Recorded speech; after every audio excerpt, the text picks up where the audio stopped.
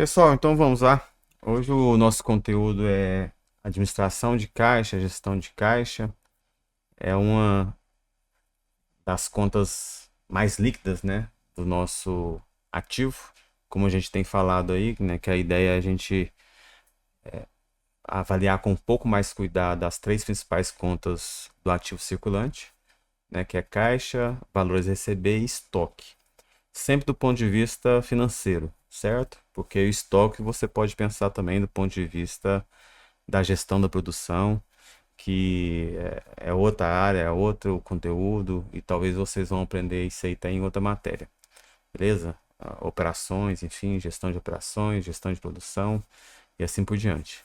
Então, nosso foco aqui é um foco financeiro e se a gente pudesse resumir o que- a mensagem principal desse módulo é: devemos buscar um equilíbrio entre não ter muito caixa, mas também não sobrar muito caixa, certo? Por quê? Porque muito caixa é dinheiro parado, você está perdendo custo de oportunidade, pouco caixa aumenta o seu risco e você pode ter um problema de sincronia, né, de recebimento e pagamento e de repente atrapalhar a sua liquidez.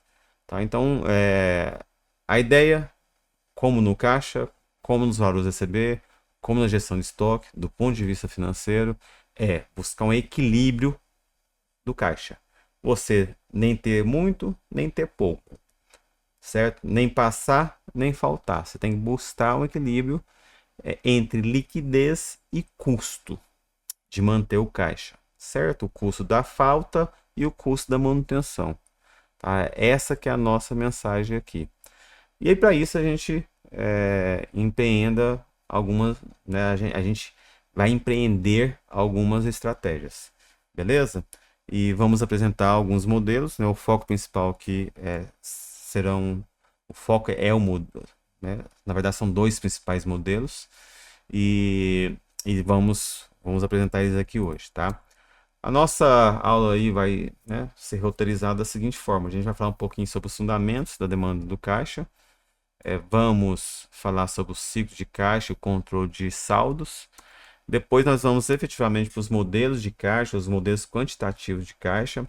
Esse é o nosso principal foco, viu, pessoal? Aqui vamos dizer assim, que é aqui que nós vamos ter praticamente nossos exercícios aí que nós vamos discutir nas aulas vindouras, beleza? Aqui vai ser mais conceitual, tá? Alguns fundamentos, alguns conceitos, teorias. E por fim, nós vamos falar um pouquinho sobre a gestão do caixa ambiente inflacionário. Bem curtinho, tá? Isso aqui é alguns slides mesmo, só comentar, tá? Já que a nossa bibliografia trata e traz, beleza? E vamos lá, né? Então, a administração de caixa, como eu já adiantei um pouco, né? Ela busca determinar o nível ótimo, né? Essa que seria talvez a tradução mais correta, né? A definição mais correta que nós vamos buscar aqui com a disciplina.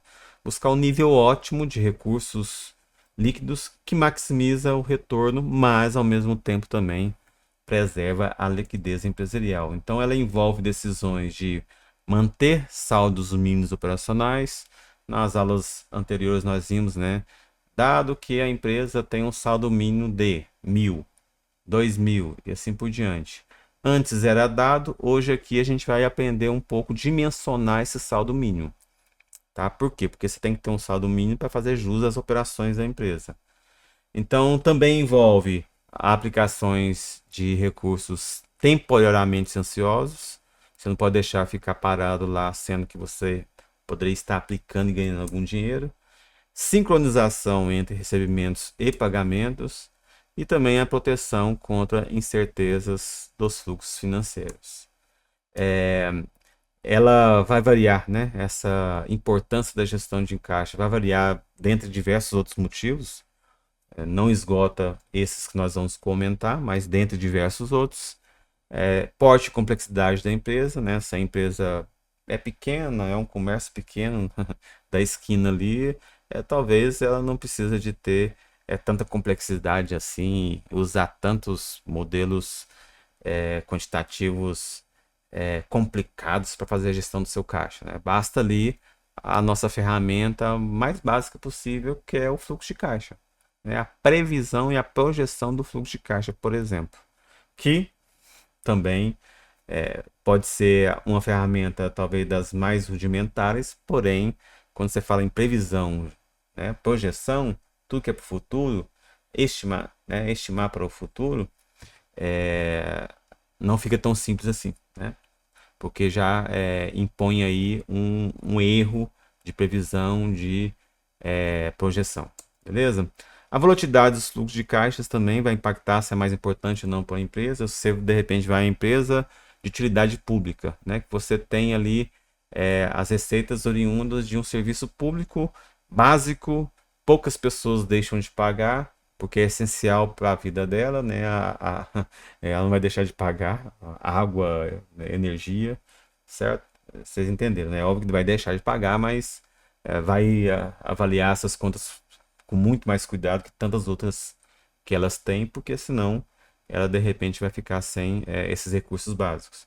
Então você tem uma demanda um pouco mais estável ao longo do tempo, e empresas, por exemplo, que você tem essas demandas mais estáveis, de utilidade pública, por exemplo, você pode de repente talvez ter menos importância uma gestão de caixa do que empresas, né, que trabalha e depende muito de volumes sazonais, de fluxos sazonais, e aí assim o ajuste fino da gestão de caixa vai fazer mais sentido. Disponibilidade de linhas de crédito, né? Empresas que de repente têm a facilidade de linha de crédito e pode dar o luxo de viver no limite ali da liquidez, talvez vai dar menos importância à gestão de caixa. E contexto econômico, a estabilidade, a inflação. Então, se a gente pegar ali uma historinha antes de 94, a única coisa que importava é a gestão de caixa, devido à nossa instabilidade da moeda. Muitos de vocês aí não viveram essa época, mas eu vivi, né? E ambientes como aquele, né, de total instabilidade, você não tem planejamento de longo prazo. A única coisa que você tem é o amanhã. A única coisa que você tem é o mês que vem, daqui a 2 meses no máximo. E aí, num ambiente como esse, por exemplo, a gestão de caixa, ela talvez, se não, seria o que mais importa para uma empresa, tá? Beleza, então nós temos diversas motivações aí de caixa, as três principais e a taxonomia mais conhecida, muito colocada aí na literatura, é a taxonomia de Keynes, certo? As razões básicas de você manter recursos líquidos, as razões básicas de você manter caixa. E outra coisa, pessoas, quando eu estou falando caixa aqui, não necessariamente é dinheiro, tá? Muito menos hoje, né? O papel moeda, vocês sabem que eu, por exemplo, eu devo ter uns 3 anos que eu não coloco papel moeda no meu bolso, né? Muito menos papel moeda, mas não só caixa, mas caixa e o que vocês chamam aí na contabilidade é caixas equivalente caixas, né? De liquidez imediata de um dia para o outro, por exemplo, certo? Basta colocar lá e vender o título no mesmo dia, tá lá na sua conta, se for o caso. Então, sim, é caixa equivalentes caixas, né? Não necessariamente estou falando do papel moeda e do dinheiro né, na sua conta corrente. Então, assim, né, poderíamos resumir de uma forma melhor recursos líquidos. Então, você tem algumas razões. E essas razões, elas buscam, né, características dessas razões é o equilíbrio entre custos e os benefícios da liquidez. Você tem tanto um custo de ter caixa, como você tem também um ganho para ter caixa. Avaliando e colocando sempre na mesma jogada, vamos dizer assim, né, no trade-off, o risco e retorno. Beleza? E o objetivo nosso é buscar um nível ótimo que minimize simultaneamente custos, principalmente os totais, mas também atenda às necessidades operacionais da empresa. Tá? As razões keynesianas aí para manter caixa, né? Porque, enfim, quem não conhece muito da literatura de Keynes, eu creio que vocês não devem aprender aí no curso, o curso de vocês não é para isso, talvez em alguma matéria aí comentou, não sei, mas uma das questões mais importantes na teoria keynesiana é a preferência pela liquidez, né? Os indivíduos, de uma forma geral, preferem liquidez e pagam para isso.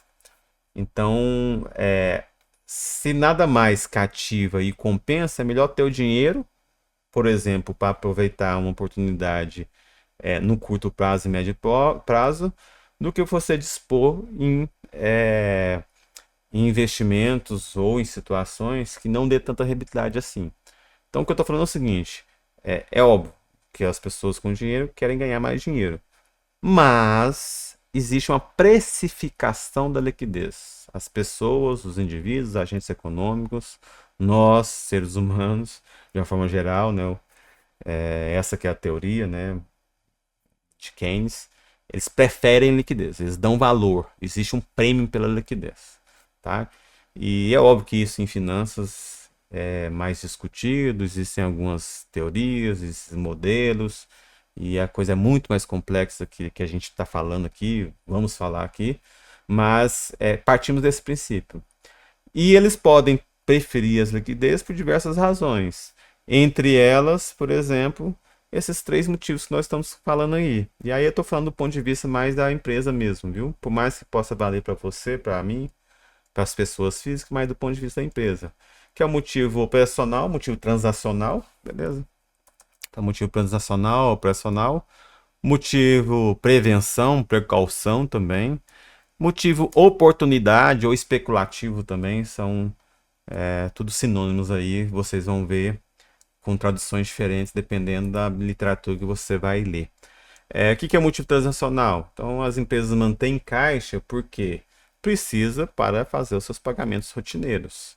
Elas precisam fazer jus às suas operações normais e programadas, certo? Então, tem que ter um caixa para manter, né, a operação regular da empresa, tá? Mas também elas mantêm caixa por questões de contingências, precaução, beleza? Então você tem um orçado em outubro, mas a gente sabe que nunca o orçado vai ser igualzinho o realizado, beleza? O orçado é só uma proposta, é o que eu desejo, é o ideal. Mas o que vai acontecer mesmo? O que acontece? O que vai acontecer mesmo, o que muitas vezes é, se realiza. Talvez muito longe do orçado, mas na maioria das vezes você pode também ter um orçado, eles tendo um colchão, né? O orçado mais um colchão para que o realizado não surpreenda muito, né? Então acaba que você usa os caixa muitas vezes para, né, tentar tapar qualquer desvio de orçado e realizado, beleza? Que enfim, né, de uma forma bem resumida, talvez seria o que melhor resume aí o motivo precaução, para fazer jus, para proteger contra todas as incertezas. Mas também, talvez esse é o principal motivo, viu? De uma forma que não tem como a gente especificar e falar o que é principal, o que não é. Só uma intuição nossa aí, que talvez o principal motivo é o motivo oportunidade, né? O motivo especulativo. Você mantém caixa para aproveitar oportunidades. As oportunidades devem ser garradas o mais rápido possível e quem tem o dinheiro na mão consegue agarrar de uma forma um pouco mais rápida. Beleza? E a gente está falando muitas vezes do ponto de vista também financeiro. Então, motivo especulativo dentro do contexto financeiro, né? Investimentos em ativos não monetários e maximização de ganhos financeiros. Beleza, gente? Sobre o ciclo de caixa, a gente já falou um pouquinho, né, sobre o ciclo de caixa nos modos anteriores e já colocamos até definição, né, que é o período compreendido entre o desembolso inicial da compra da matéria-prima, pensando aí na empresa industrial, é óbvio, você pensar na empresa comercial da mercadoria, e até o recebimento das vendas realizadas, ok? E não sei se vocês lembram também que a gente falou muito sobre prazo médio e giro, né? Prazo médio e giro, prazo médio e giro. Um é o inverso do outro, né? Basta você colocar lá, né, para calcular o giro, a definição do período, né? Você está falando de meses, 30 dias, falando de anos, 360 dias, e abaixo o prazo médio.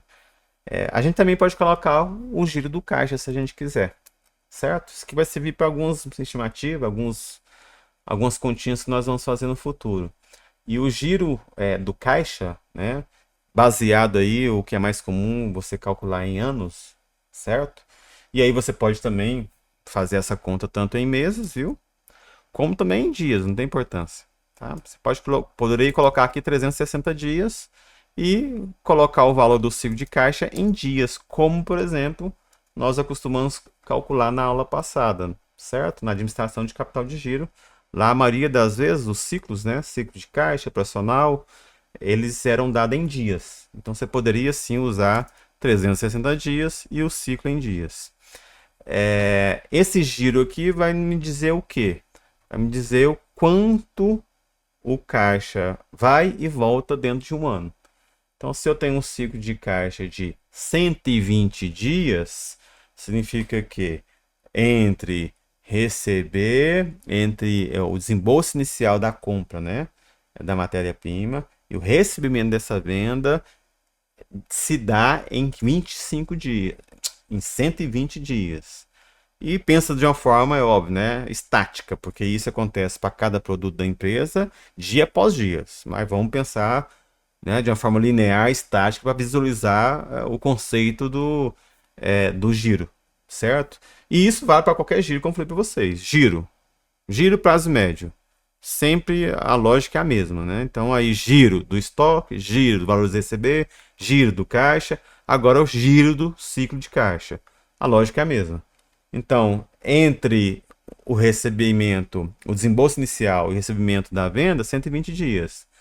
Aí aconteceu, né? Se deu em 120 dias. Depois, nos 121 dias, começa outro ciclo. Vai até 240. Depois, 241 vai até 360. Então, você vê que ao longo de um ano, o ciclo se dá, né, em 3 vezes. Dá 3 vezes, ou seja, o giro é 3. No primeiro momento, ceteris paribus, permanecendo tudo constante, é óbvio que não é tão certo assim, mas considerando várias outras variáveis constantes, não afetando a nossa estimativa aqui, desejamos que o ciclo seja o mais rápido possível.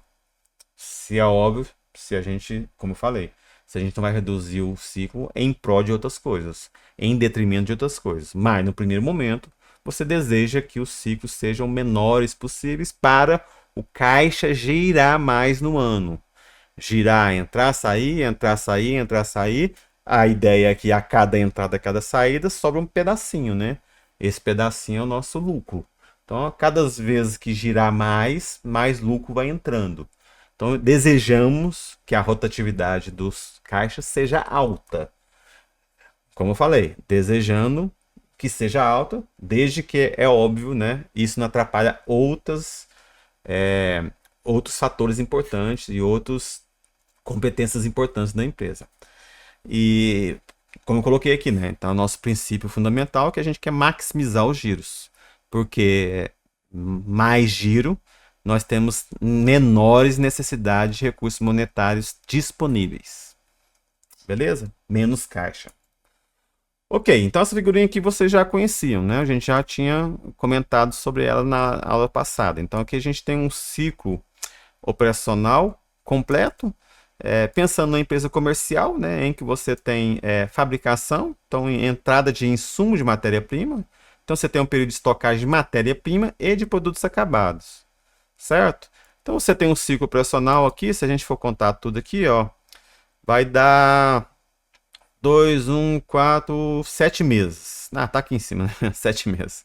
7 meses de ciclo operacional. Então, esse ciclo operacional pode ser decomposto em outros ciclos ou pode ser decomposto em prazos médios. Então, comprou a matéria-prima, certo? Comprou a matéria-prima. Tem o deadline, né? De até chegar, por exemplo, na empresa. Se não tiver, comprou, chegou no mesmo dia.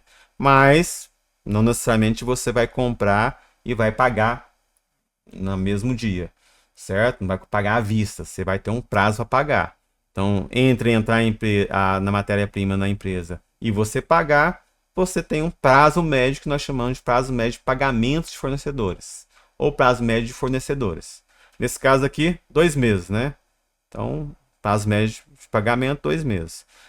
Isso você tem também, não necessariamente que essa matéria-prima vai entrar e já vai ir para a produção. Tem um prazo médio aí que ela vai entrar para a produção.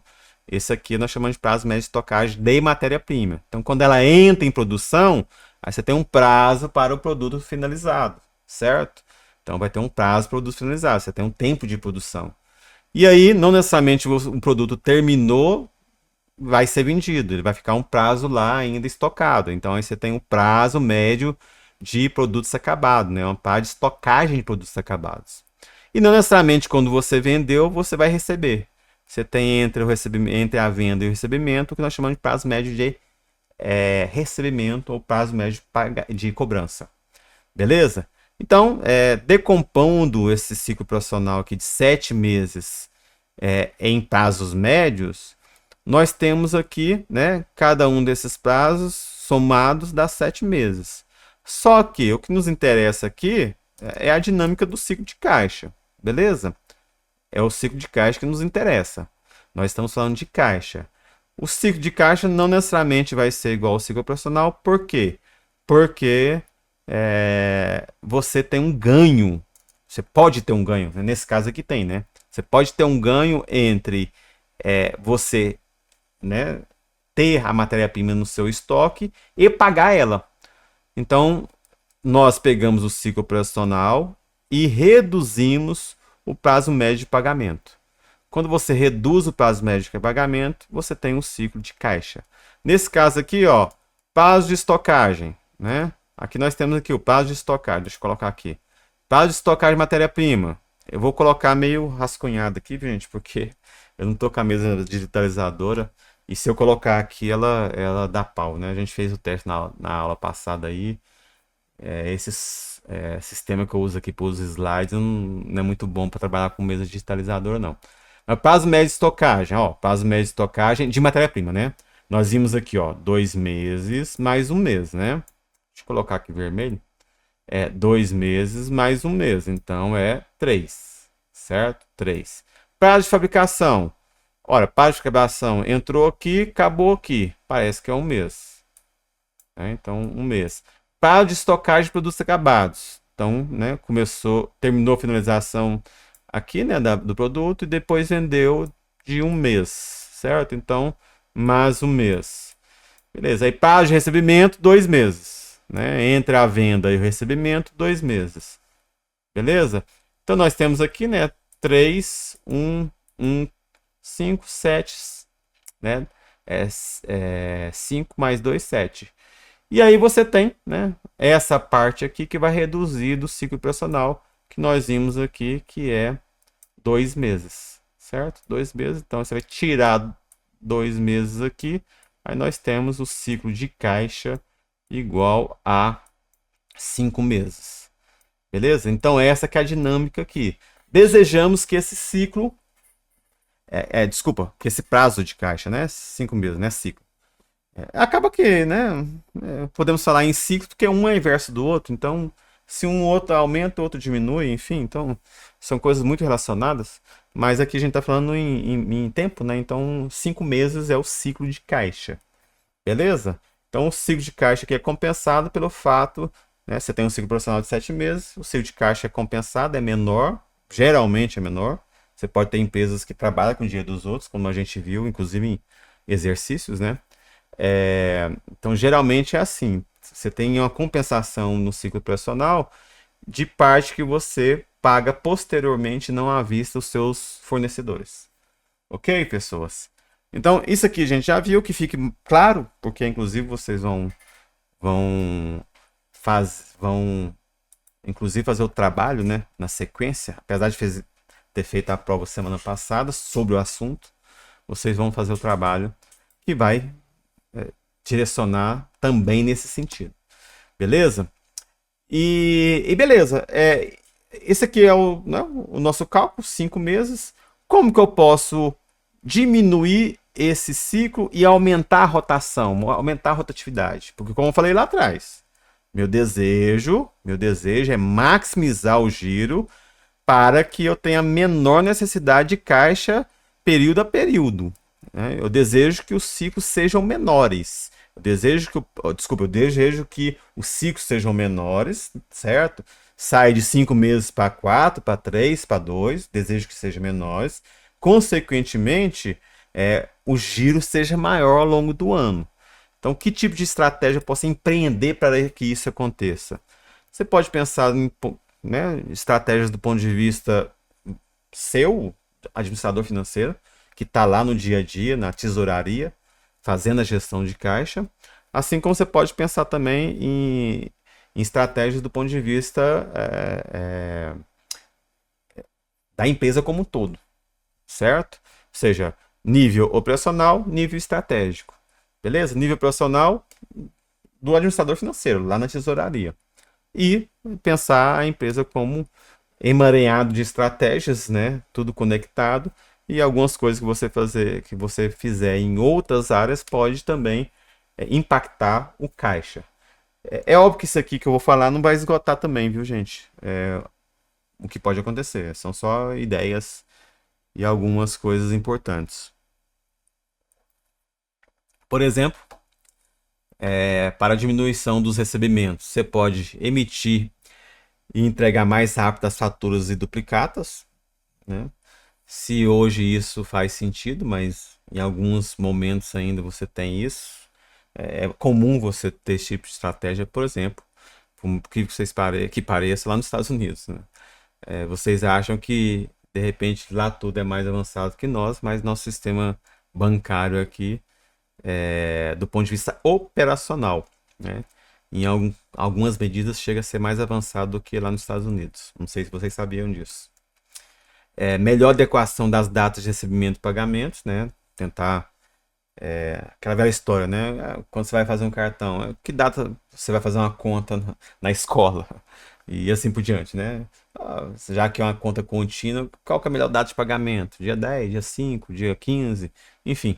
Tentar conhecer os seus clientes para ter uma sincronia um pouco melhor, né? Seus clientes, um lá, todos, né, toda a vida pagou dia 10. Aí de repente você conversar com ele e ver que para ele tanto faz pagar dia 10 por dia 5. Opa, então me paga aí dia 5 que para mim é melhor.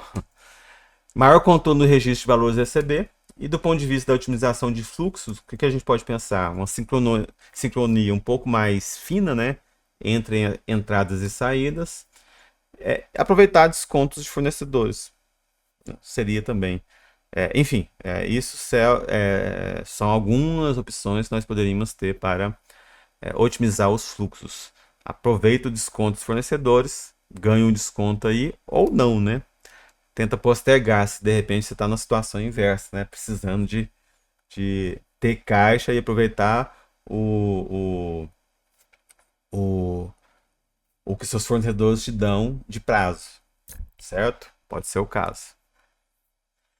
Do ponto de vista estratégico da empresa como um todo, a gente pode pensar em medir nessas políticas aí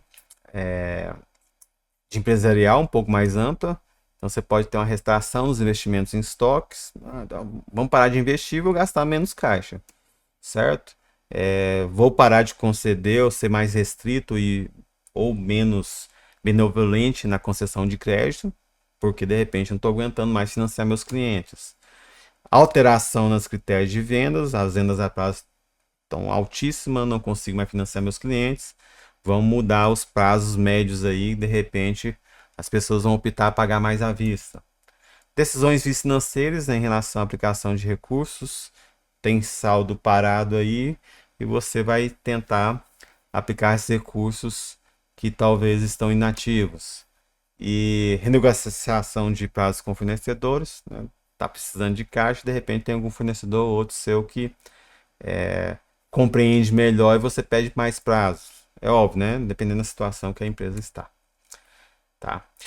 E aqui a gente já entra um pouquinho na que eu já falei que é mais importante para nós, né? Que são os modelos de caixa. Aqui é talvez o modelo, se é que a gente pode falar de modelo, mas é uma medida, vamos dizer assim, das mais básicas possíveis para a gente calcular o caixa.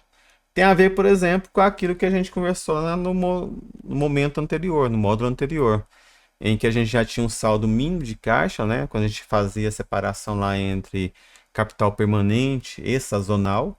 Aí tem um caixa mínimo lá que era fixo. Como você chegou naquele caixa fixo? Por exemplo, por aqui, né? Por exemplo, a partir dessa medida. Por exemplo, pelas fórmulas que nós vamos apresentar daqui em diante. Beleza? Então, a forma mais básica de você calcular um saldo mínimo é como você calcula o prazo médio. Da mesma forma.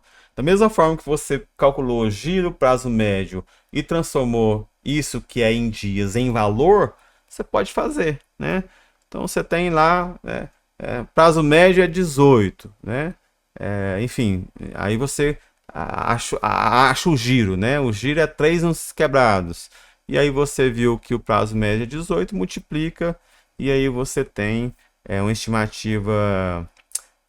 Você tem as vendas, né? Você tem um prazo médio, 18. Você viu que as vendas diárias é 1.000. Então, 18 vezes 1.000, 18 mil. Transforma número, transforma dias, prazo, né? Medida que é em dias, em dinheiro. A ideia é mais ou menos a mesma coisa, certo? Então, o conceito de saldo mínimo é o montante que permite à empresa saldar os compromissos programados e manter uma reserva para imprevistos. Uma forma básica de você calcular aqui, ó, saldo mínimo. Desembolsos totais esperados, seria nossos, aqui, né, seria uma analogia com os nossos estoque médio, valores a receber médio, certo? A analogia seria essa. Dividido pelo giro de caixa. O giro de caixa a gente acabou de aprender como calcular. 12 dividido pelo ciclo de caixa, certo? Acabamos de aprender a calcular. Então, uma forma de você calcular o saldo mínimo seria a partir daí. O desembolso total esperado no próximo ano é de 3 milhões. O giro de caixa é 3 milhões. 3 por quê? Porque o ciclo de caixa é 120 e aí 360 dias no ano, né? 360 dividido por 5, 120, 3 vezes no ano vai girar. Eu espero gastar ao longo do ano 3 milhões, 3 milhões dividido por 3, então o saldo mínimo de caixa seria 1 milhão. Básico dessa forma, tá?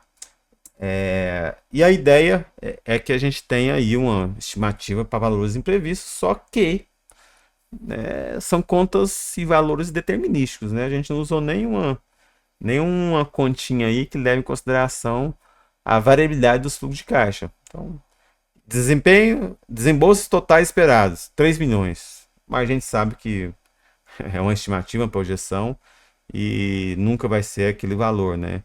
Vai estar entre algo 1 milhão e 5 milhões. A gente sabe que vai estar aí, mas e aí? Como você incorpora esse tipo de conta, esse tipo de risco na estimativa do saldo médio? Não tem como. Então, esses valores aí que nós estamos vendo, né, o saldo médio, esses cálculos aqui que a gente calculou, em relação ao saldo mínimo, né? Na verdade, médio não, né? O saldo mínimo, ele não vai incorporar a variável incerteza e os riscos associados na conta. Beleza? Ok.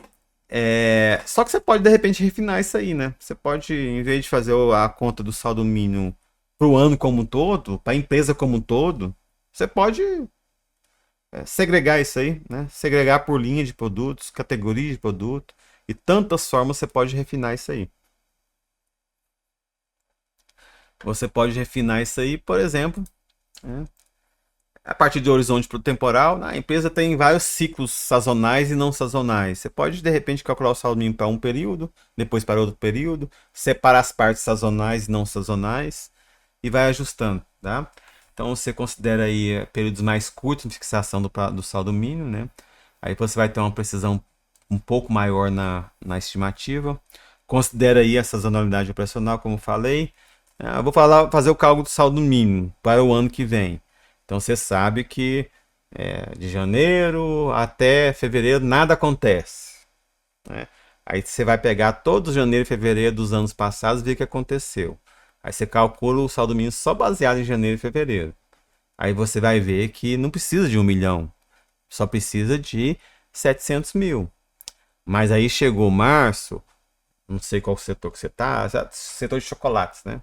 Aí, março, abril, questão da Páscoa. Aí você viu que março, abril, opa, aí a sazonalidade aumenta porque o meu setor, né, ele vai ter mais demanda e nesse sentido a operação vai ficar um pouco mais aquecida, né, contratação de funcionários temporários, maior compra de matéria-prima, né, e assim por diante, maior gasto com distribuição e assim por diante. Aí eu vou ter que manter um saldo mínimo não só de 1 milhão, que seria a média do ano todo, mas de 1,5 milhão para fazer jus à demanda e ao aquecimento no período de março e abril. Aí de repente chegou lá em maio, até, sei lá, antes do período das crianças, maio até setembro, 1 milhão. Realmente não está ali tão aquecido nem nada, então não é sazonal. Aí chegou lá no outubro, criança, ganha muito chocolate, aí precisa de 1,2 milhão. Então você faz os cálculos dos saldos mínimos, segregando, por exemplo, em períodos sazonais. Eu já vi alguns trabalhos, e eu acho, se não me engano, um dos livros que nós indicamos, que é o do Asaf Neto e Tiburcio Silva, 2002, tem uma parte lá, esse é um pouco mais avançado que os nossos, viu, básicos, que é o Asaf Neto, Finanças Corporativas e Valor. Ele apresenta algumas formas diferentes lá para calcular o saldo mínimo baseado nessa lógica aqui, tá? Alguns ajustes que nós podemos refinar para fazer um cálculo um pouquinho mais apurado do saldo mínimo de uma forma que não seja tão complexa como os modelos que nós vamos ver aqui. Apesar que os modelos que nós vamos apresentar também não é tão complexo assim. A gente vai usar só o básico deles. É óbvio que pode complicar. A gente, inclusive, tem propostas de leituras futuras aí, de valores receber estoques, de artigos meus que eu indiquei, que tenta complicar um pouco essa lógica, né? Você, em vez de fazer cálculos determinísticos, tudo baseado numa fórmula fechada, você faz isso via simulação, considerando a variável risco, né, e os erros de previsão, de projeção na análise. Então você pode complicar se você quiser, você pode ter um cálculo mais apurado se você quiser. Mas do jeito que a gente vai apresentar, vocês vão ver, não vai ser de boa, vai ser bem tranquilo. Contexto inflacionário, né? Se você também tem aí uma instabilidade inflacionária, pode ser que você precise ajustar aí o cálculo do saldo mínimo, beleza? Fazer uma correção monetária deles. E só para relembrá-los, não sei se algum aí já ainda está voando, mas a gente tem aqui ao longo do nosso material, certo? A gente tem aqui ao longo do nosso site. Se alguém quiser, viu, gente, o meu ResearchGate, não sei se vocês sabem, o Facebook dos pesquisadores, ok? Talvez um dos principais. Aí você procurar primeiro o meu nome lá e nas minhas pesquisas, certo? Aí procura lá por Caixa. Eu tenho alguns artigos sobre Caixa, tá? Eu acho que vou selecionar um ou outro aqui para leitura para vocês, mas sim, opcional é óbvio, né? Porque a que eu coloquei aqui, eu não gostei não. Eu dei uma lida aqui depois, nessa aqui, ó. Administração de caixa, né? A dica de leitura aqui, depois fui ler esse trabalhinho aqui. Achei muito, bem básico, bem fraquinho, sabe? Então, mas compensa, né? Compensa ler, não é de todo ruim, não, vamos dizer assim, né? A velha história, né? Conhecimento nunca é demais. Mas depois eu vou trocar e vou colocar algum desses artigos meus aqui. Só que esses artigos meus é um pouquinho mais avançado. Mas é uma leitura profissional, né? É uma leitura que é óbvio que quem vai ter fôlego, se tiver mais interesse, que vai dar uma olhada, vai ver, vai ler, certo? E eu não vou cobrar, é óbvio, as coisas um pouco mais avançadas aí na prova. Esse caso aqui também, né? Eu só não coloquei, porque eu parei de pesquisar bastante caixa, né? Já há muitos anos, aí pra você ver que é bem antigo os artigos meus, certo? Mas são interessantes, eu andei olhando aqui, é interessante, de repente eu vou colocar depois lá. Alguns aqui de caixa. Beleza, então depois eu vou trocar esse aqui para vocês, viu? Esse trabalho aqui. Mas o que eu estava falando é o seguinte, né? Não sei se vocês perceberam ao longo do nosso material aqui, a leitura básica. A leitura aqui do site é a básica, viu, gente? É só um resumo da bibliografia nossa, tá? Em cada um dos módulos que nós temos, administração de caixa, Aí eu tenho meio que um resuminho aqui, né?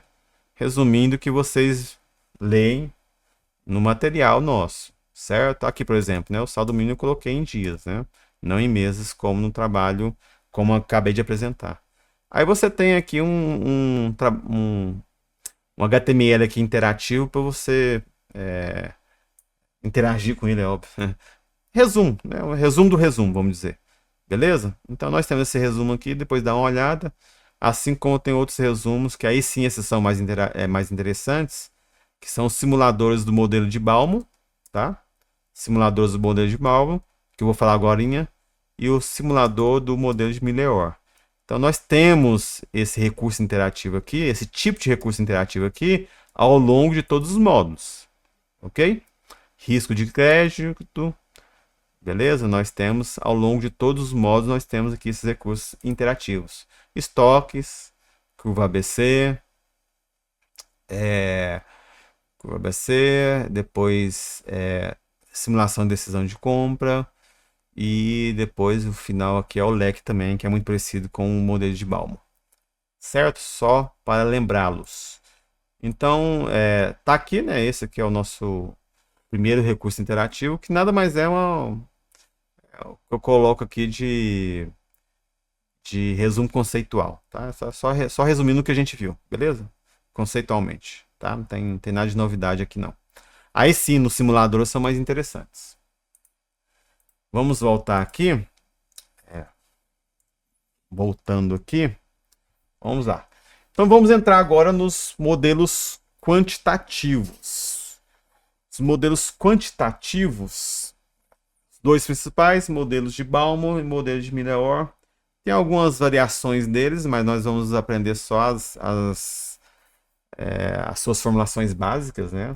Suas formulações iniciais, sem nenhuma adaptação, beleza? E esses modelos quantitativos, a ideia é que você possa usar esses modelos, né, para ter alguma decisão um pouco mais científica, né? Uma base mais científica de tomada de decisão, ao tentar e buscar aí manter níveis ótimos de caixa. Por que eu estou falando de nível ótimo? Nível ótimo porque você não pode ter nem muito nem pouco. Muito, você pode perder dinheiro por não estar fazendo investimento correto, ou seja, está sendo ineficiente na gestão de caixa por deixar dinheiro parado. Você não pode ter pouco também, porque você pode estar correndo o risco de ter uma dissincronia, né, a falta de sincronia entre recebimentos e pagamentos. Amanhã faltar caixa porque você, né, de uma forma incorreta, deixou seu dinheiro investido em outras coisas. Aí o custo da falta pode ser bem maior do que o custo do investimento. Beleza? Deixou bem assim apanhar de conta aqui, ó, multa, mora, juros de mora muito mais alto, porque a gente sabe que no Brasil a taxa de captação é muito maior do que a taxa de aplicação, certo? Então essa taxa que você vai pagar de juros, multa e assim por diante, para seus fornecedores, para bancos, seja o que for, vai ser bem maior do que você vai ganhar investindo, beleza? Então você tem que buscar um nível ótimo. Então o objetivo dos modelos é esse. E aí você vai, né, aplicar considerando diversas restrições. Só que é o seguinte, né, esses modelos aqui são bons. É um ponto de partida, mas tem diversas restrições.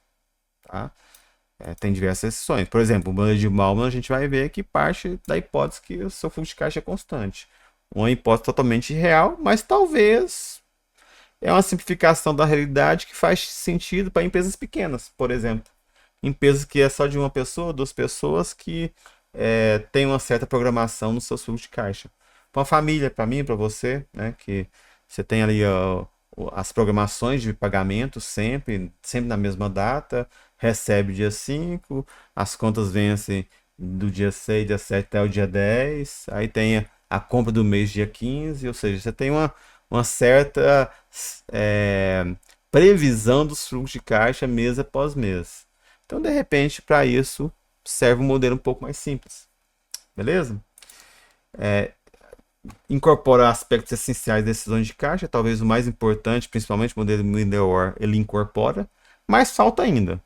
Mas se for bom, né, para nos ajudar a fazer um bom fluxo de caixa, né? E o benefício é que a gente vai ter uma base científica aí de tomada de decisão. Lembrando o seguinte, né, gente? Lembrando que talvez o principal mesmo, a gente não comentou por quê. Porque vocês vão aprender em outras matérias, planejamento financeiro, por exemplo. Vocês, enquanto contadores, aprendem a montar fluxo de caixa. É óbvio que eu não estou falando necessariamente do fluxo de caixa demonstrativo, né? Demonstrativo para publicação perante ao público externo. Não. A gente está falando de fluxo de caixa do ponto de vista gerencial, certo? De previsão, projeção. Não necessariamente o fluxo de caixa daquilo que aconteceu naquele período, mas é um fluxo de caixa gerencial de previsão, projeção do que vai ser nos próximos períodos. Talvez a principal ferramenta seja o próprio fluxo de caixa da empresa, certo? Se você tiver uma gestão eficiente, né, com controle bem apurado, né, uma governança operacional, né, de gestão, de tesouraria bem apurada, né, que esteja tudo lançado corretamente, as entradas, saídas, tudo, né, organizado, os fornecedores a pagar, contas a pagar, receber, você consegue ter uma projeção de fluxo de caixa em que talvez seria o seu principal instrumento. Principalmente se a gente está falando de curto prazo. Beleza? Então, tirando o fluxo de caixa, que vocês vão aprender em outras disciplinas, nós temos esses modelos aqui que nós vamos apresentar, principalmente o Bauman e o Miller-Orr. Em relação ao Bauman, ou o lote econômico de compra, ele é chamado assim porque ele é oriundo do modelo de estoques que nós vamos ver lá na gestão de estoques, gestão financeira de estoques. Na verdade, quem veio primeiro foi o modelo de lote econômico, que a gente vai ver depois. Aí depois, baseado no lote econômico, o Bauman propôs esse modelo sendo aplicado no caixa, né? A lógica é a mesma, o sentido é o mesmo, as figuras são as mesmas, a dinâmica é a mesma, só que você troca o ativo estoque para caixa. A ideia é a mesma, beleza? E tanto que acaba que lá no estoque, a formulação básica dele a gente não dá tanta moral. A gente faz um punhado de ajustinhos ali para deixar um pouco mais dinâmico, certo? Aqui não, aqui a gente apresenta a formulação básica mesmo do lote econômico de compra, que é aplicado no contexto do caixa. Então, o lote econômico de compra ele vai, né, ponderar dois custos: os custos de manutenção e o custo de obtenção de recursos líquidos. Custo da falta e o custo de manutenção, custo de oportunidade. Beleza? E vai colocar em xeque, né, a questão da liquidez, tanto os benefícios como os malefícios da liquidez. Se a gente for pensar em termos de malefício da liquidez, custo de oportunidade, né? Se você deixar dinheiro parado, você está perdendo dinheiro, certo? Você está perdendo custo de oportunidade de juros recebidos por o dinheiro estar parado. Recursos não aplicados, né, em títulos negociáveis. E os benefícios? Ora, o benefício é que você não vai ter, se você tiver muito caixa, dinheiro sobrando, né, perdendo dinheiro por não aplicar, mas você vai de repente ter um risco menor de sincronia de recebimento e pagamento, né? Então, o custo da falta, ele vamos dizer assim, ele vai ser menor aqui, né, o custo da falta, ok? Porque você tem dinheiro sobrando. E aí você vai ter, né, a flexibilidade operacional necessária para a empresa. Então você tem no modelo você tem dois custos principais que vai levar em consideração a liquidez. Então a vantagem e a desvantagem da liquidez. A vantagem de você ter muita liquidez é o que? É que você vai ter um menor risco de não pagar suas contas. Então, o fato de ter muito dinheiro em caixa vai te dar uma flexibilidade operacional um pouco maior, certo? Você vai ter menos problemas de sincronia entre pagamento e recebimento. Tá aqui, certo? É o benefício da liquidez, benefício de ter caixa, benefício de estar sobrando dinheiro em caixa. Agora, consequentemente também, se você tiver muito dinheiro em caixa, dinheiro parado, você vai perder custo de oportunidade, você vai perder juros do não recebimento daquele caixa que poderia estar sendo investidos em títulos negociáveis. Beleza? Então é esse trade-off que o modelo de Bauman está levando em consideração, vai levar em consideração, como vocês vão ver aqui agora. Esse aqui é esse aqui é a figura típica, certo? A figura típica do modelo de Bauman. Então, pessoal, em relação aqui ao funcionamento do lote econômico de caixa, qual que é a ideia? A ideia é o seguinte, ó, imagina que em determinado período o caixa da empresa começa com C, né? Dado que a demanda é constante, né? Recebimento e pagamento são todos lineares ao longo do período. Então, o dinheiro vai exaurindo, acabando, de forma linear e decrescente, acabando. Quando ele chegar, né, a quase zero ou zero, é óbvio que na prática você não deixa chegar a zero, ou abaixo de zero para pagar cheque especial. Quando ele chegar aí perto de zero, aí você pega e volta ele para o valor original, o Czinho, certo? Seria o saldo ótimo de caixa. E aí as coisas vão acontecendo novamente, né? O dinheiro vai acabando, exaurindo, de forma linear e constante. Exaurindo. Acabou, sobe de novo. E assim por diante. Acabou, sobe de novo. E assim por diante. Então, essa que é a ideia do funcionamento do modelo do leque, né? Ou modelo de Bauman. Então aí quando você, né, tem aqui isso ao longo do tempo, né, que aí você vai tendo retornos de caixa, 1, 2, 3, 4, 5 vezes, 6 vezes, N vezes ao longo de um período, e aí depende do período que a gente está calculando, se é para ano, para mês, trimestre, assim por diante. Aí você tem, né, se você calcula o saldo médio de caixa baseado simplesmente no valor dividido por 2. Ok? Então tem esses parâmetros importantes aqui. Ó. Você tem o saldo ótimo de caixa. Como calcula ele? Então existe uma fórmula para isso, em que vai ponderar o custo da falta e o custo do excesso, né? Custo de oportunidade e o custo da falta. E aí você vai fazer isso N vezes ao longo do ano, que é o número de conversões de caixa que a gente fala. Isso aqui, ó, 1, 2, 3, 4, 10. Se você pegar o valor ótimo de caixa e dividir por 2, você tem o que nós chamamos de saldo médio de caixa, que é o C barra. Beleza? Então, a ideia do lote econômico é essa. A ideia do Bauman é essa. E aí a gente tem as fórmulas matemáticas para o modelo de Bauman. Você tem, de um lado, o custo de obtenção. O custo de obtenção de caixa nada mais é do que B que multiplica T e C. O que vem a ser B, T, C? Ora, C é o saldo... T, né? T é o valor total previsto para o período. Então eu vou prever de uma forma constante e determinística. Vou prever para aquele ano 3 milhões. É os 3 milhões, ok? E aí você tem a estimativa do setor de custos, do custo fixo de transações com títulos negociáveis. Então existe um custo de você movimentar o caixa. Beleza? Qual que é esse custo? Esse é o valor B. Esse valor B vai aparecer nas outras fórmulas também. Nós vamos ver na sequência. Então, o valor B sempre vai ser o mesmo, né? O custo de troca de título em caixa e de caixa em título. Tanto faz. É um custo fixo. Beleza? E o I também vai ser sempre I, vai ser o mesmo nas outras formas também, que é a taxa de juros do período. Se a gente está falando aqui que o saldo ótimo para o ano, né, é calculado ao ano, o I é ao ano, ok? Então você tem que o custo de obtenção vai ser o custo fixo de transformação de caixa em título e título em caixa, que multiplica o valor previsto para aquele período dividido pelo C, que é o mínimo que você vai manter. Só que, no primeiro momento, você, né, não sabe qual que é o C ótimo. Então, você tem a fórmula do custo de obtenção, aí você tem a fórmula do custo de manutenção, que é o saldo médio que multiplica. É uma redução, né, gente?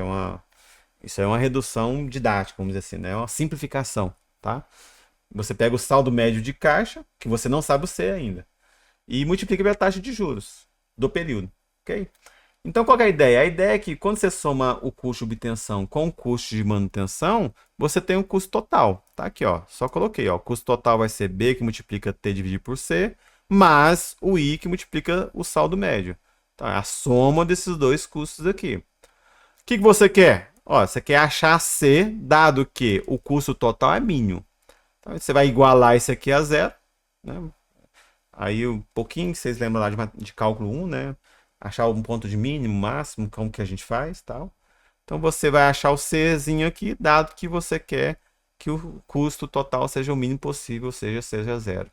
E aí você vai simplesmente isolar aqui, né? Fazer uma manipulação algébrica simples, de boa, tranquila. Você faz na mão aí mesmo. Aí você vai achar que o saldo médio de caixa vai ser raiz quadrada de 2 que multiplica B, que multiplica T, que divide I. 2 aqui, B é o custo fixo, dado. Isso aqui é a estimativa de projeção de caixa para o dado período, né? Para o futuro, no caso. E I é a taxa de juros, beleza? Então essa é a nossa forma do modelo LEC, do modelo econômico de caixa. Lá no estoque a gente chama modelo de lote econômico de compra. Nossa aqui é o modelo de Balmo, beleza? Então essa é a nossa fórmula. Nós vamos fazer alguns exercícios dando alguns valores. A gente vai achar o custo de obtenção, custo de manutenção, certo? Custo total, saldo ótimo, o N, né? A gente vai achar que esse valor aqui, ó, que é o T dividido por C, que é o número de conversões de caixa, que seria esses, né? Esses valores aqui embaixo, ó. A gente vai poder achar isso aqui, tá? Só que esse modelo parece ser bonitinho, né? Tem umas continhas bonitas aí. Ele tem várias exceções. No dia a dia a gente acaba não adotando muito ele, a não ser que você está aplicando isso numa pequena empresa, né? Onde que você tem uma certa previsão dos fluxos de caixa, né? Inclusive a principal restrição desse modelo é essa, né? Então, suponho que existe total certeza na projeção de fluxo de caixa, ou seja, não tem incerteza alguma. Então, não admite incerteza na administração de caixa, o que é totalmente fora de lógica. Mas é aquela velha história, né? Aquela velha história. Ok, você tem modelo que simplifica a realidade. É óbvio que existem diversas variáveis que podem afetar aquela realidade. Mas se o modelo é bom o suficiente para te ajudar a tomar decisão, tá valendo. Tá? A mesma história aqui. Então a gente sabe que a incerteza ela não é a exceção, ela é a regra do jogo. Tá? Mas se você de repente faz um modelo desconsiderando ela, e mesmo assim você vê que aquele modelo funciona parcialmente, então pode ser de certa valia aquele modelo. Então é assim que é a ciência na área de administração de negócios, da área de gestão. Né? Então, você trabalhando com fenômenos econômicos, com pessoas, né? Você não tem certeza de nada, mas você tenta reduzir algumas premissas, e a partir dessas premissas você constrói modelos, simplificações, protocolos, forma de agir. Por mais que você sabe que não vai dar em 100% das vezes certo aquilo que você está propondo, se te ajudar em tantas vezes, né, em 6 vezes, em 7 vezes, melhor do que chutar ao acaso que seria 5, tá valendo. Então essa que é a nossa a nossa, vamos dizer, enquanto cientista, né, social aplicado, enquanto cientista na área de negócios, para isso que a gente trabalha. Tentar construir modelos, avaliar protocolos, estratégias, né, para o gestor, para o administrador, para que ele tenha em mãos uma coisa melhor do que nada. No fundo é isso. Beleza? No fundo é exatamente isso.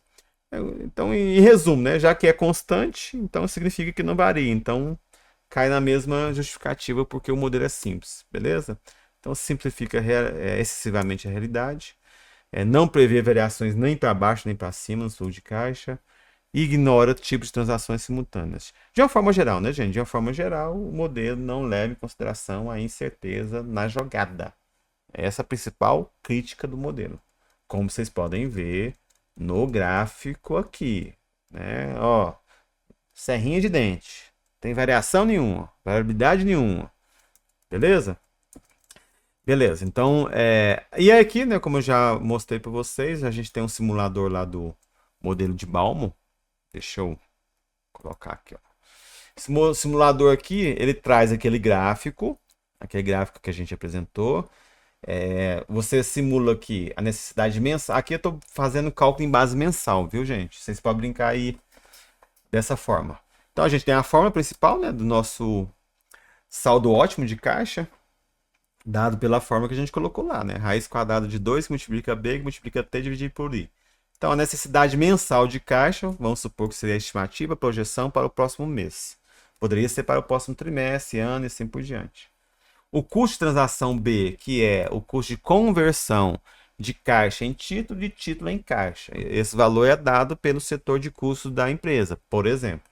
Ou, né, a própria tesouraria faz os cálculos e tem uma estimativa de qual que é esse custo. E aí você tem a taxa de juros mensal, beleza? Porque estamos fazendo o cálculo na base mensal. Só para jogar aqui, já está em porcentagem, vamos colocar como 1. Ah, vamos mudar, colocar 2%, né? Colocar como 2. E aí você aplicando essa fórmula aqui, ó, você aplicando essa fórmula aqui, ok? Para cada um VEC, o que eu acho? Estou simulando, estou brincando aqui com alguns valores possíveis, sei lá, 20 valores possíveis, ok? Então, eu estou o lote econômico de compra aqui, que vai minimizar os custos, tanto de obtenção como de manutenção, ele é R$ 24.494,90. Você pode brincar do jeito que você quiser, que não vai ter nenhum lote que vai dar um custo menor que esse, certo? Se você querer um lote 10%, 90% menor, né? Certo? Aqui, ó, de 2.449. O custo gerado vai ser 2.473,98. Beleza? Um de 4.898, né? Vai dobrando aqui, né? Só brincando. Esses valores aqui são dados, viu, gente?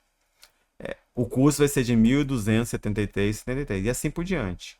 Só quando o lote é 24.494,90, o meu custo é o menor possível. Nenhum lote menor do 24.494, como maior do que 24.494, vai gerar um custo menor de que 489,90. Tá? Então, esse lote econômico de compra aqui, ou seja, 24.500, né? Só para ficar mais fácil de eu falar aqui.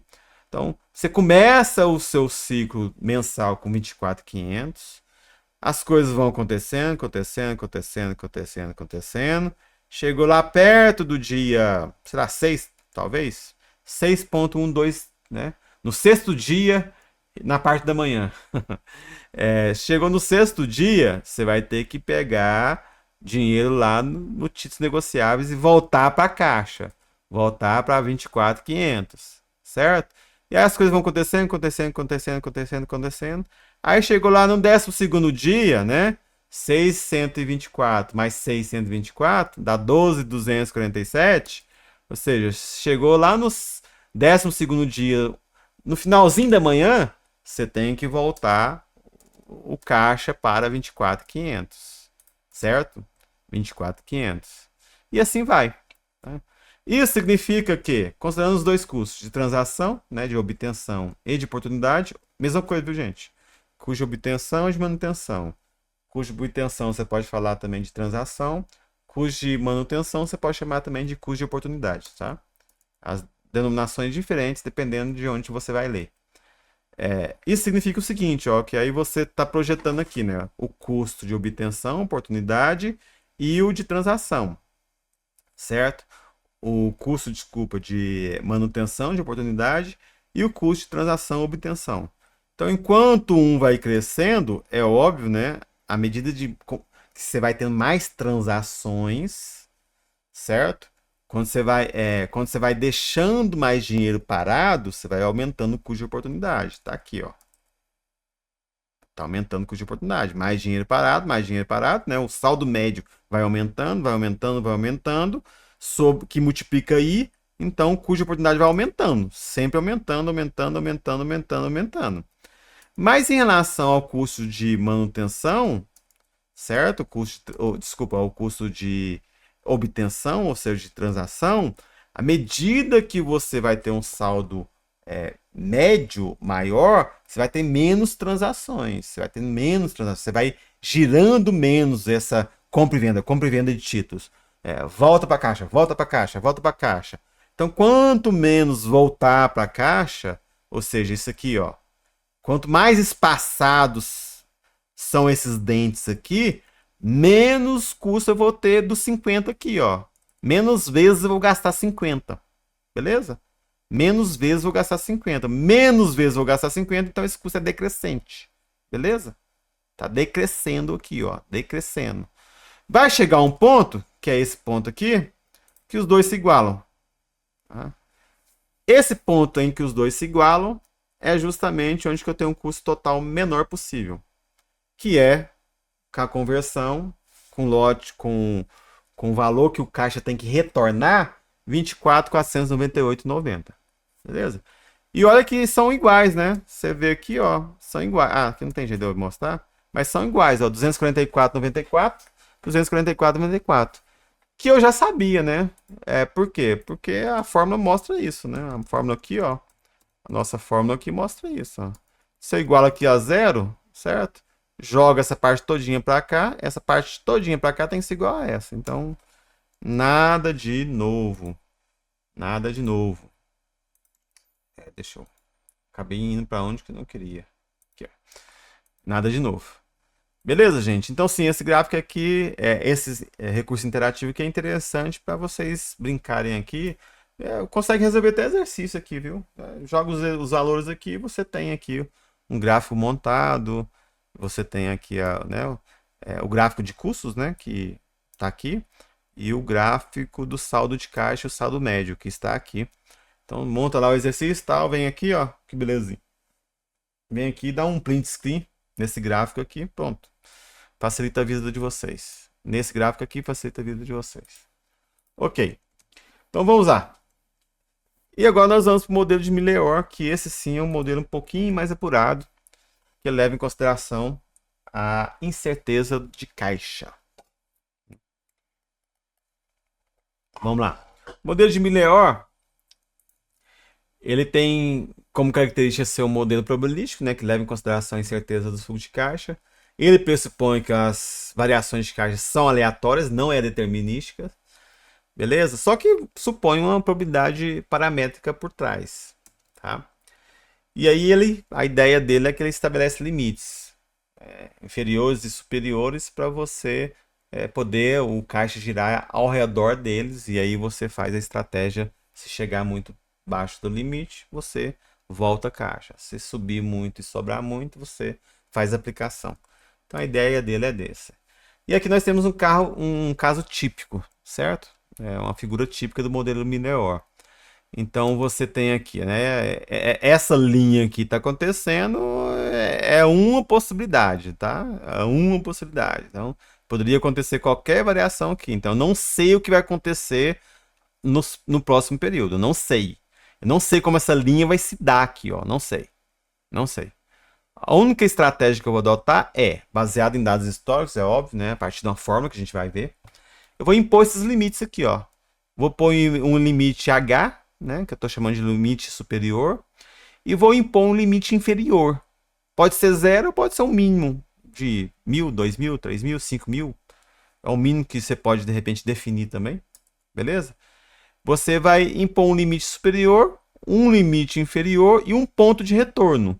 Esse limite inferior precisa nem ter. Talvez você pode considerar como se fosse perto de 0 também. Pode ser o caso. Mas o cálculo do modelo é esse limite superior e o ponto de retorno. Começou o período com essas bandas. Você calculou o modelo Milleor, certo? Você calculou o limite superior e o limite... o nível de retorno, o ponto de retorno. Calculou. Aí, de repente, o seu caixa começa dessa forma. Você foi recebendo mais do que pagando, o caixa foi aumentando, chegou, aumentou. Aí chegou nesse tempo T1 aqui, ó, ele bateu o limite superior. Significa que está tendo mais caixa que deveria ter, certo? Está tendo excesso de caixa. O que você vai fazer? Você vai investir esse excesso de caixa, né, essa diferença aqui, em títulos negociáveis. Aí o seu caixa vai voltar para o ponto de retorno aqui, ó, no outro dia. Volta lá para...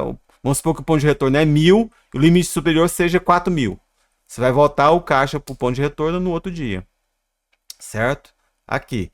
As coisas vão acontecendo, acontecendo, vai tendo mais recebimento do que pagamento, aí de repente começa a ter mais pagamento do que recebimento, vai caindo, vai caindo, vai caindo. Aí chegou aqui em T2, no limite inferior que você definiu. Ora, se o limite, né, chegou a bater o piso, o que você vai fazer? Você vai lá nos títulos negociáveis, vai resgatar eles. Então vai jogar dinheiro para o caixa. Qual o valor? Essa diferença aqui, ó. A diferença entre o limite inferior, aqui está zero, né? O limite inferior e o ponto de retorno. Aí o caixa voltou para o ponto de retorno. E as coisas vão acontecendo, pode ir para cima, pode ir para baixo, você não sabe o que vai acontecer, né? Então essa linha aqui você não sabe o que vai acontecer. É algo aleatório. O que você vai definir a priori na sua estratégia é o ponto, certo? Esse ponto aqui, tá? E esse ponto aqui, ó. No mínimo, pode ser que você queira também definir esse ponto aqui, não tem importância. Beleza? Mas no mínimo, você vai definir o ponto de retorno e o limite superior. Como se define? É óbvio que né, a fórmula que a gente chegou lá não vai ser importante para nós, só quer saber qual que é a fórmula, né? Mas você define o ponto de retorno dessa forma aqui, ó. Você calcula o Z ótimo a partir da raiz cúbica de 3, que multiplica B. A variável nova para nós aqui é isso aqui, ó. É a variância, viu? Sigma quadrado é a medida de variância. B é o mesmo B do modelo Miller. Desculpa, é o mesmo B do Bauman. E a taxa de juros. L eu acabei de falar que o limite inferior pode ser zero, tá? Isso aqui você pode definir como zero. Não tem importância. Não precisa existir esse L aqui. Beleza? Não precisa existir. E aí você tem o limite superior, que aí o cálculo dele é bem tranquilo, né? Simplesmente ele é 3E. Se, por exemplo, você definiu que isso aqui não existe. Tá? Você vai ver em alguns livros aí, em algum lugar que você for ler sobre administração de caixa, especificamente sobre modelo Miller, apenas, né, essa equação aqui, ó. Por quê? Porque algumas vezes você considera que o limite inferior nada mais é do que zero também. Agora, se não for zero, você pode calcular dessa forma. Beleza? O limite superior, o principal é o limite superior e o ponto ótimo. Tá? E aí o B você já conhece, é o mesmo custo de obtenção lá atrás, o custo de transação.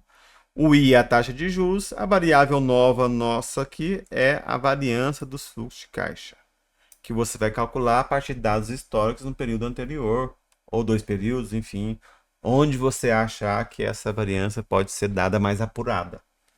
Tá? Beleza. Então, nós temos também, viu, gente? Eu apresentei para vocês o simulador aqui do modelo de Miller. O modelo de Miller, aqui é o interativo, aqui, o modelo de Miller.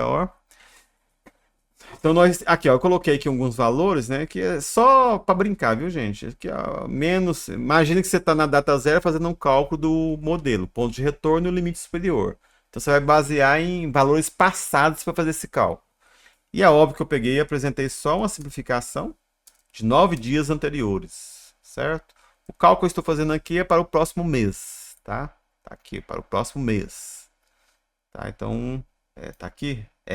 Para o próximo mês. Então, vamos supor que, né, você calculou seus fluxos líquidos baseados nos 10 últimos dias dessa forma. Pode brincar aqui, ressimular, tá? Ressimular. Brincar aqui, aí você calculou a variância de 20.639. Como calcula a variância? Vocês aprenderam um pouquinho em estatística, né? Pegou o valor, tirou a média, né? Divide por n, eleva ao quadrado, tá? Aí você pegar e somar tudo isso, tirar a raiz é o desvio padrão. A variância nada mais é do que o desvio padrão ao quadrado, enfim. Então, você calcula a partir do que você aprendeu lá na estatística. Nós não vamos nos preocupar muito em calcular isso aqui nos exercícios, vai ser dado, enfim, mas se precisar calcular, vocês aprenderam isso na introdução à estatística. Beleza, aí você vai usar essa variância no modelo. Nesse modelo meu aqui está prevendo um limite inferior, viu? Eu estou prevendo um limite inferior aqui, ó, de 5 mil. Poderia ser outro. O custo de transação, os mesmos 50. Aí a taxa diária. A taxa diária é 0,032%. Tá bem baixa porque é ao dia, certo? Bem baixa porque é ao dia.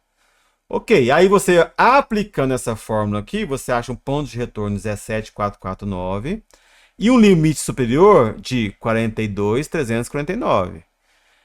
As coisas aconteceram aqui. Aconteceram. Tá? Isso aqui foi aleatório, viu? Inclusive, a gente pode simular isso aqui depois. Ó. Posso ressimular o fluxo, depois a gente pode ver. Ó, as coisas foram acontecendo, né? Eu tive que pagar a despesa pelo aluguel aqui no primeiro dia de 838,74. Pagamentos de salários, 2.319,32. Depois eu tive um recebimento de cliente de 1.119, 1.111, né? Recebimento de cliente também, 979. Aporte de capital, 1.214. Pagamento de salários, 3.446, e assim por diante. Impostos, 3.357, e assim vai. No frigir dos ovos, quando você coloca, né, o saldo que entrou e saiu e tal, chegou lá no dia 13, né? No dia 13, chegou perto de bater os 5 mil que eu defini como limite. Beleza? Aqui, ó. Então, chegou perto. Né? Capaz, como a gente não tem como ver aqui no dia 13, deixa eu ver. Ó, dia 13, ó. Então era dia 13, dia 13 podia... Ah, não. Ok. Isso aqui, foi por aqui mesmo, né? Então, quando eu cheguei aqui, o caixa, ele chegou perto dos 5 mil. Como ele chegou perto dos 5 mil, eu vou pegar e fazer ele retornar para 17.449, que foi o meu ponto de retorno aqui, ó. 17.449. Então, eu peguei 5 mil menos 17 e resgatei em torno de 12 mil quebrado de título. Certo? 12.500 de título. Então, resgatei 12.500 e joguei para o caixa. Aí ele voltou para 17.449. E as coisas vão acontecendo. Nessa janela aqui, ele não bate mais o limite inferior de 5 mil. Vamos supor que o limite inferior não existe mais, né? Então, zero. Zero. Aí os cálculos mudam, né? É óbvio. Isso aqui muda e beleza. Então, eu não tenho que fazer nada. Já que você definiu que o limite inferior é zero, não é 5 mil, nada acontece. A gente poderia simular isso aqui também, né? Podemos colocar um limite superior aqui de 7 mil. Aí vamos ressimular o fluxo. Vamos ver. Aqui, ó. Aí aconteceu isso aqui, né? Então aconteceu de eu ter que retornar pro, né? Aqui é 7 mil, é meu limite inferior, beleza? Então chegou lá no dia 24, por aqui. Foi aqui que aconteceu, ó. 24, ele foi abaixo de 7 mil. Então eu vou retornar para o ponto de retorno, que nesse caso aqui é 19.449. Já que é 7 mil, né? Aumentou 2. Então eu vou retornar para 19.449,96. Então no dia 23 para o 24, ele voltou para 19.449. No dia 23, ele ia bater aqui os 7 mil, né? Quando ia bater os 7 mil aqui, voltou para 19.449. Beleza? Lembrando que isso aqui é aleatório, ó. Isso aqui são coisas que eu estou simulando. Estou brincando aqui, ó. Posso simular outro fluxo aleatório. Eu não sei o que vai acontecer. Eu não sei o que vai acontecer. Eu só defini a priori, antes de começar o período, essas bandas aqui, ó. A banda do limite superior, a banda do limite inferior eu defini também, 7 mil nesse caso aqui, e o ponto de retorno calculado pelo modelo, certo? Foi isso aqui que eu defini. O que vai acontecer no futuro, não sei. O fato é, dada a imprevisibilidade dos fluxos de caixa, essa seria a melhor estratégia de você pensar na gestão de caixa. Quando chegar muito abaixo de um limite, resgata título. Quando o caixa for lá para cima, faz investimento, tá sobrando caixa. Essa que é a estratégia. Beleza, gente? E aí a gente tem para finalizar aqui, né, algumas questões aí que o autor, o Asaf Neto, coloca de ambiente inflacionário. Em ambiente inflacionário, a gestão tem que ser um pouco mais criteriosa, por quê? Porque a falta, né? O excesso de caixa pode ser mais prejudicial do que a falta. O excesso de caixa pode, além de você perder o custo de oportunidade que você deixa de ganhar, você tem a corroção do poder de compra. Então, em ambientes inflacionários, quanto mais líquido for o ativo, mais ele vai sofrer a corrosão do poder de compra. Então, esse aqui é o desafio da gestão em ambientes inflacionários. E aí, né, gente, eu não estou falando só de ambiente que a gente. Só com 12, 15, 20% de inflação, não. Eu estou falando em que você tem uma situação que a inflação é 5%, teoricamente é baixo, né? 5%. É o que a gente tem vivido aí, né? Recorrentemente nos últimos anos. E que de repente a taxa de juros é 2%, como aconteceu de ser há algum tempo atrás. Hoje não, hoje está 15%, mas enfim. Quando você tem um ambiente em que o ganho real é negativo, ou a possibilidade de ganho real é negativa, certo? Você vai ter que se preocupar muito mais do que em um ambiente de estabilidade econômica, em ambiente de altas taxas de juros. Não é o caso nosso hoje, né? O nosso caso hoje é de um ambiente de altas taxas de juros, então pode ser que o custo da falta nunca vai ser, devido às altas taxas de juros, nunca vai ser compensado pelo custo de manutenção, que é o custo de oportunidade. Beleza, gente? Então, nesse ambiente, a gente tem uma recuperação, né, um desgaste parcial dos valores aplicados em ativos negociáveis. A gente tem que ter a necessidade de fazer esses cálculos todos corrigidos pela inflação. E nós temos que ter uma estratégia muito mais rigorosa de gestão de caixa em ambientes inflacionários. Tá? Políticas muito mais agressivas de redução de saldos, porque você tem essas forças conflitantes, né? Tanto para cima como para baixo. Você tem a força, né, para o aumento, a pressão para o aumento do caixa, porque você tem uma maior necessidade de investimento em capital de giro. Você tem a reposição, diminuição do poder de aquisitivo. Você tem a manutenção desses custos operacionais, da capacidade operacional, mas ao mesmo tempo você também tem uma pressão para redução. Você tem uma estratégia de manter saldo de caixa mais baixo possível, porque você não quer perder dinheiro com caixa parado, não só pelo custo de oportunidade, mas também pela corroção do poder de compra, né? A fuga da depreciação monetária. E você pode ter também, né, a possibilidade em ambientes inflacionários de, como a gente tem ainda, hoje ainda a gente tem, né, aplicações corrigidas ou indexadas pela inflação. Então, se você tem a possibilidade de ter aplicações, era muito comum, por exemplo, antes de 94, as contas correntes, os juros e a correção monetária ser automática, certo? Então, se você tem no ambiente inflacionário ou ambiente de um pouco de desajustes, a possibilidade de muitos produtos financeiros serem corrigidos pela inflação também, né, como nós temos hoje, viu? Nós temos diversos títulos que são ganho de juros reais. IPCA mais 8%. Agora, recentemente, né, o governo acabou de ofertar o IPCA mais 8%, né, para tomar dinheiro aí junto ao público. Devido às incertezas que vão vir por aí, o ano que vem, ano de eleição, enfim, né? Então é 8% mais IPCA. É um título corrigido. Então você tem disponível para você fácil acesso, um título que te dá 8% e ainda elimina a correção do poder de compra, deixar dinheiro parado é muito mais prejudicial ainda. Beleza? Então é por aí, gente. Aí eu finalizo aqui o nosso módulo, fazendo essas considerações finais, né? A administração de caixa, ela, como eu adiantei e finalizo com isso, ela requer um equilíbrio fino, e aí a gente mostrou duas formas principais, modelo de Bauman e modelo Miller, para você ter um embasamento científico para esses cálculos. Então a administração de caixa requer equilíbrio científico entre liquidez e rentabilidade. Os modelos quantitativos eles fornecem uma base metodológica melhor do que decisões discricionárias. A inflação e a incerteza quando entra na jogada, a gente vai ter que analisar a gestão com um pouco mais de rigor e algumas vezes até adaptar, refinar os modelos, como a gente colocou, certo? E a decisão de caixa tem que ser vista do ponto de vista estratégico, né? A integração de diversas políticas da empresa e tudo alinhado, né? Em termos de políticas financeiras globais.